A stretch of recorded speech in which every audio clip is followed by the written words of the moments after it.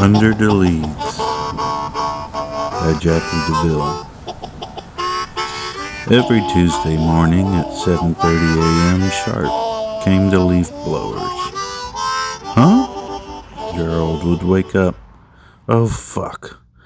He smashed his head into his pillow face forth and took out his hearing aids, minimizing the sounds to a low hum that wasn't easy to ignore either. It wasn't easy to shut out and return to a peaceful rest on his only day off.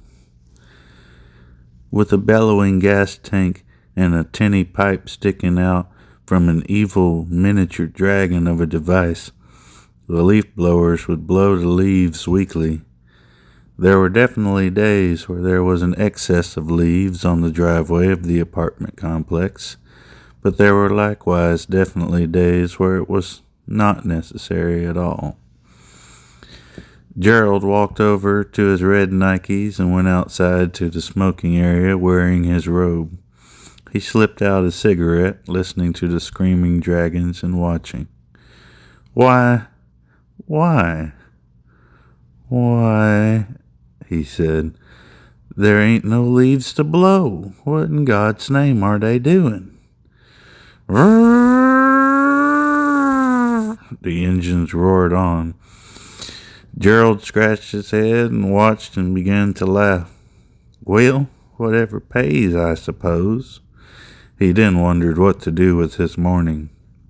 He watched them actually go behind some trees. Now, Gerald despised it when they blew around the trees. Why, there were caterpillars, all sorts of microorganisms and bugs and benefits of the fallen leaves. Trees and soil thrive on the blanket of leaves and moss and lichen.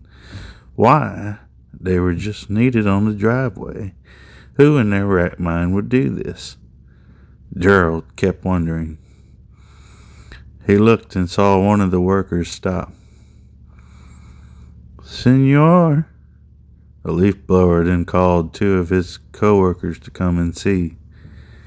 As Gerald kept looking, he saw 2 feet sticking up from a large pile of maple leaves and their yellows, browns, oranges, and even reds.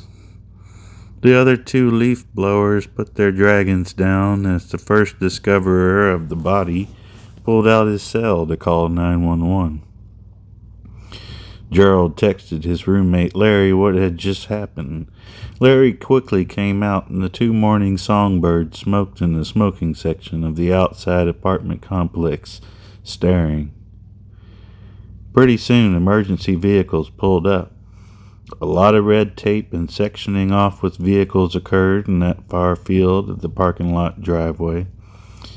The leaf blowers had 3 hours to milk on the clock, so they just kept blowing leaves on the other side of the complex, underneath another row of trees. Larry and Gerald went inside to watch some television. When outside the kitchen window, Larry's girlfriend Darlene notices cops talking to the leaf blowers again. This time, another body discovered like before under the leaves, apparently. Make that 2 bodies, y'all, Darlene shouted from the kitchen sink. Larry ran through the kitchen and tried to start doing dishes so he could see the commotion of forensic vans pulling up as cops ribboned more red tape around that area. It was a long, late summer's day with cops going to every apartment in the complex asking people questions. After they interviewed Gerald, Larry, and Darlene, the 3 watched cold case files and began the inevitable discussion of the day's weird events. So what do they do if they're not home? Larry asked from the dark kitchen, grabbing himself a beer. I reckon they make a list of anyone they ain't questioned and try later, Gerald said, though it was strange as all hell. He scratched his bearded chin before reiterating. Very strange thing. What? Oh, you mean the weird questions they were asking? Darlene said, grabbing a fistful of popcorn with one hand, wishing Larry would ignore the window for one moment and sit with her. Yeah, Gerald continued, like they kept insisting some sort of animal that done it, asking if we'd seen any cougars or large wolves in the area. Larry came rushing into the room to answer, yeah, and we all said that we'd seen them coyotes, but no, that officer said there ain't no coyote done this. Darlene looked up at him, smiling. He finally sat down. Very strange thing, Gerald said again. The television glowed in front of the three. I reckon we'll hear about this on the news, Darlene finally said after the episode was finished. I ain't seen no journalists, no news vans, Larry realized. Perhaps they want this to be hush-hush. Maybe, Gerald added. Damn. Larry had the last word in, and the three went outside to smoke. Larry was teasing Darlene about something that Gerald couldn't pay much attention to. Something silly, usually, anyways, he thought. Gerald was preoccupied trying to remember something really simple. Hey, guys, Gerald interrupted his roommates. Huh? They asked. When was the last time we paid the electric bill? It's paid, Darlene insisted. I know, but when? Gerald had a hunch of something already going on. Well, we know it's paid or else it'd be shut off, Larry added. I know, but humor me, okay? Like, when exactly did it get paid? Gerald asked them the question, and they stayed silent for the rest of the cigarette before grabbing another, the pack of drunken chain smokers they were. Also, when did I leave for work? Gerald asked them. What, is this some sort of joke, or is this like a test of some sort? Larry laughed at Gerald's questions. No, seriously, y'all, I'm having a block. Gerald cried out. I ain't drunk but 3 beers, and I've never lost this much memory on 3 beers. It's Tuesday, right? He asked them, and they said yes. Well? Gerald looked really concerned for a moment. Yeah, you got off work last night and been off today as usual, Darlene finally said. Buddy, are you okay? Yeah, Gerald lied, his eyes less widened now as the sadness overcame him, and he began to miss old friends and an old best friend. She was his dearest friend who stopped talking to him so long ago. Gerald's curiosity began again, but he decided to eat something and go to sleep. And sleep he did. He slept and slept and slept and finally began to dream a sequence that brought him back to a vicious cycle of depression and confusion. He woke up and the leaf blowers were going off. Huh? Gerald yawned and put on his hearing aids and glasses. The leaf blowers were definitely blowing leaves outside his window again. But it's Wednesday. I don't have to work till 9 a.m. He hollered this out to his room, and overhearing outside his door, his roommate said in her amused, laughing voice, It's Tuesday, silly.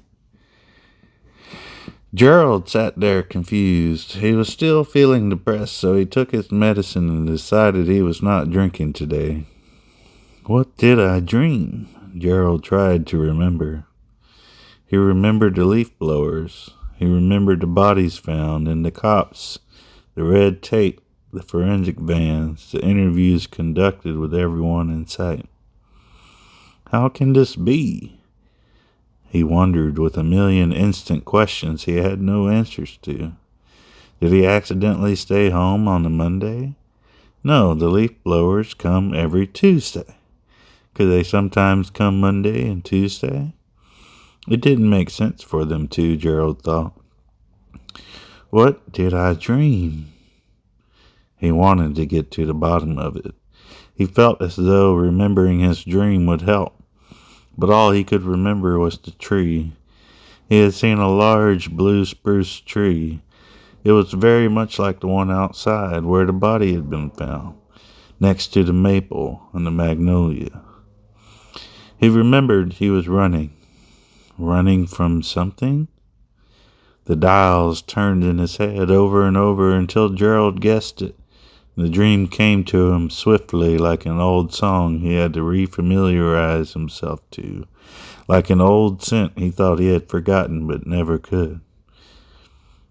It had been a night like no other, a cold September day early in the month, and the roommates were out at a barcade playing pinball. When they meet someone, oh, what could that person be? It was not clear. That's right. She was a beautiful angel. She had the most magical blue eyes, and she took a liking to Gerald. The three invited her over to the apartment to smoke some weed and have some beers. She obliged. It was a cold night. However, the moon had been out quite a bit despite the occasional covering of clouds which rushed on by in the September winds. Gerald remembered more. He hated that he did. He only wanted to remember the woman's charm and beauty and how she couldn't keep her beautiful eyes off him. But he remembered as the two were kissing and separated from his roommates. He remembered the passions and throes of embrace they were locked in, with the tree behind Gerald as the two canoodled. He remembered as she bit his lip too hard and made him a tad upset for a moment, as he saw her grow hair and fangs. She howled loudly in the dark shade of the blue spruce tree. Gerald heard his roommates laughing as he struggled to run. He did not get but 2 feet away when she devoured him. And then that was that. Gerald didn't dream about how she waited behind the tree, how she waited and waited for his roommates to investigate the screams. Nor did Gerald dream their point of view of anything like how Larry saw bloody fangs and glowing blue eyes revealed by a casted sliver of moonlight between the branches of 2 trees. Gerald did not see how Larry grabbed Arlene's hand and yelled to her to run as the 2 slightly drunken young adults ran about 40 yards before being tackled by their large, beastly guests. Gerald didn't remember those things at all, but he imagined it as he looked out his window, watching the leaf blowers blow sand and dirt around, not even blowing any leaves. They didn't blow leaves at all until they went to the edge of the parking lot to get some leaves around the trees. They blew the leaves around and around underneath the maple, the blue spruce, and magnolia. "Senor!" one of them cried out. Gerald saw the shoes on the pair of feet he saw from the window. They were a pair of red Nikes, size 14.